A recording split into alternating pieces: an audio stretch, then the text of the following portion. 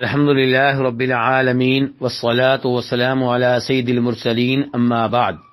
ایک بھائی سوال کرتے ہیں ولیمے کے بارے میں کہ ولیمہ کب ہوگا، کیا نکاح سے پہلے ولیمہ کیا جا سکتا ہے؟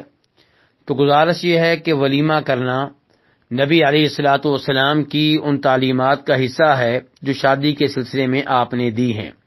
چنانچہ امام بخاری وغیرہ روایت کرتے ہیں جناب عبد الرحمن بن عوف رضی اللہ تعالیٰ عنہ کے بارے میں کہ ان کی جب شادی ہوئی تو نبی علیہ الصلوۃ والسلام نے ان سے کہا اولم ولو بشاتن، کہ آپ ولیمہ کریں چاہے ایک بکری کا ولیمہ کر لیں، یعنی کہ 2 نہیں کر سکتے، 3 نہیں کر سکتے، ایک بکری کا ولیمہ کر لیں لیکن ولیمہ کریں۔ اور امام احمد رحمہ اللہ روایت کرتے ہیں کہ جب جناب علی رضی اللہ تعالیٰ عنہ کی جناب فاطمہ سے شادی ہوئی، ان کے ساتھ نکاح ہوا، تو آپ نے جناب علی سے کہا کہ ولیمہ کرنا ضروری ہوگا۔ اس حدیث کو شیخ البانی رحمہ اللہ نے صحیح قرار دیا ہے۔ اب سوال یہ پیدا ہوگا کہ ولیمے کا وقت کون سا ہے؟ تو علماء کرام کے اقوال سے یہ معلوم ہوتا ہے کہ ولیمے کے وقت میں کافی وسعت ہے، اس مسئلے میں شریعت میں کافی گنجائش ہے۔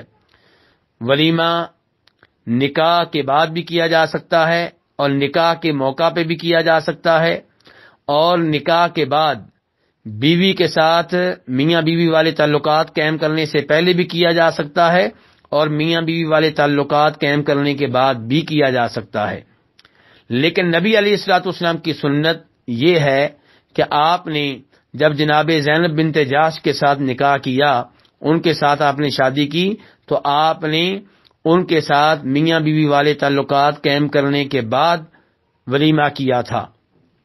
جناب انس ابن مالک رضی اللہ تعالیٰ عنہ کی کئی ایک روایات کا مفہوم یہ ہے جنہیں امام بخاری اور امام مسلم روایت کرتے ہیں کہ نبی علیہ الصلوۃ والسلام نے صبح ولیمہ کیا تھا۔ اسی لیے امام ابن تیمیہ رحمہ اللہ فرماتے ہیں کہ ولیمہ کا وقت کیا ہے، اس بارے میں جناب زینب والی حدیث پہ اگر غور کر لیں تو یدل علی انہ عقب الدخول، تو اس سے پتہ چلتا ہے کہ ولیمے کا وقت بیوی کے ساتھ تعلقات قائم کرنے کے بعد ہے۔ تو یہ افضل ہے، یہ بہتر ہے، یہ سنت ہے، لیکن اس سے پہلے یا اس کے بعد بھی ولیمہ کیا جا سکتا ہے، اس مسئلے میں اتنی سختی نہیں ہے۔ واللہ تعالی اعلم۔